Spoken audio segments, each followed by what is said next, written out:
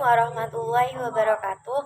Yang terhormat Bapak Dudin MPDI selaku dosen pengampu mata kuliah penanganan anak berkebutuhan khusus. Perkenalkan, nama saya Kamelia Aniki dengan NIM 857777822 dari mahasiswa Universitas Terbuka Semarang Pokjar Buaran.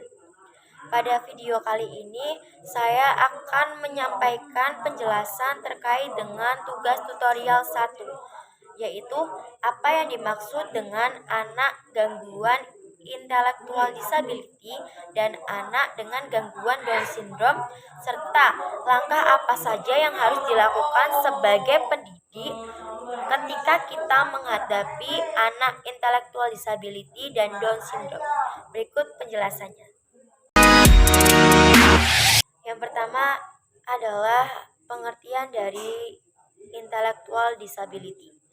Anak dengan gangguan intellectual disability merupakan gangguan atau keterbatasan mental di mana anak mengalami masalah terkait dengan fungsi intelektual atau kecerdasan dan fungsi adaptif atau perilaku dalam kegiatan bersosialnya, sehingga dapat menimbulkan adanya kurangnya kapasitas untuk berinteraksi dengan teman sebayanya dalam cara tertentu, seperti ia lebih suka menyendiri dan bahkan ia lebih asik bermain dengan sendirinya.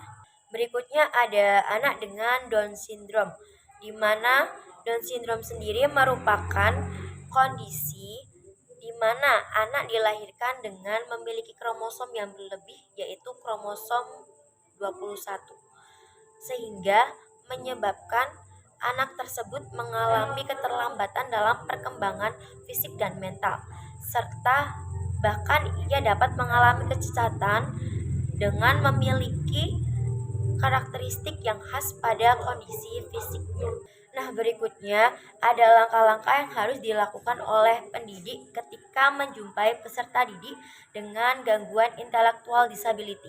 Yang pertama, ada sebagai pendidik kita harus mampu mengetahui bagaimana sih karakteristik anak dengan intellectual disability tersebut. Kemudian yang kedua, ketika kita menyampaikan tentang materi, kita harus senantiasa menyampaikannya secara bertahap dan berulang, karena anak dengan intellectual disability itu akan membutuhkan waktu dan pengulangan untuk menangkap dan mempelajari serta menyimpan materi tersebut dalam ingatannya dalam waktu yang cukup lama. Nah, yang ketiga ada sebagai pendidik kita harus menyediakan dan memfasilitasi dengan media bahan pembelajaran dengan benda yang konkret atau benda yang nyata, sehingga anak dengan gangguan intellectual disability dapat terpancing dan masuk ke dalam suasana pembelajaran.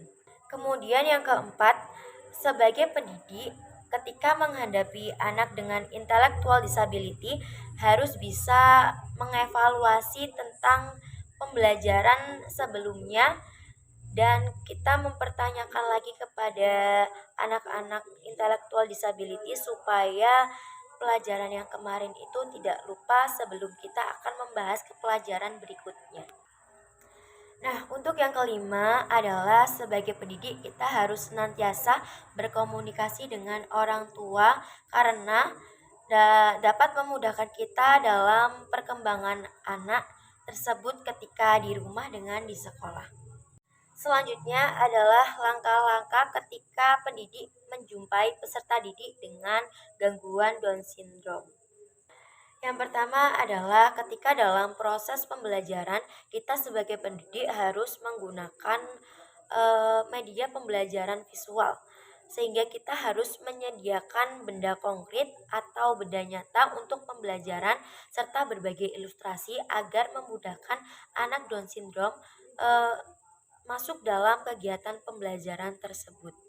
Nah, yang kedua adalah sebagai pendidik dengan menghadapi anak Down syndrome, kita harus bisa mengartikan bahasa yang dilontarkan oleh anak Down syndrome, serta ketika kita memberikan instruksi kepada anak Down syndrome, kita harus menggunakan bahasa yang singkat dan sederhana agar bisa diketahui dan dipahami oleh anak Down syndrome. Kemudian yang ketiga, sebagai pendidik kita perlu berhati-hati dalam memilih kata saat memberikan instruksi kepada anak Down syndrome karena agar mereka itu mengembangkan kemampuan mengenali, memahami, serta merasakan emosi yang sama dengan anak-anak pada umumnya.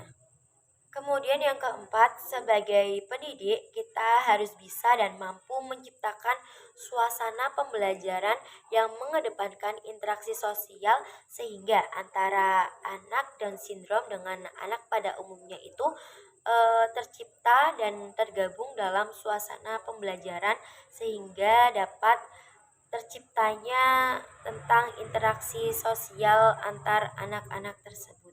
Kemudian yang terakhir ada sebagai pendidik kita harus mampu dan senantiasa berkomunikasi dengan orang tua anak penyandang Down syndrome karena dapat memudahkan kita eh, menilai bagaimana sih perkembangan antara anak tersebut di sekolah dan di rumah.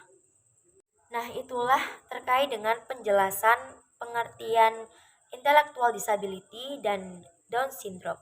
Kemudian juga ada langkah-langkah yang harus dilakukan oleh pendidik ketika menjumpai peserta didik dengan penyandang intellectual disability dan Down syndrome.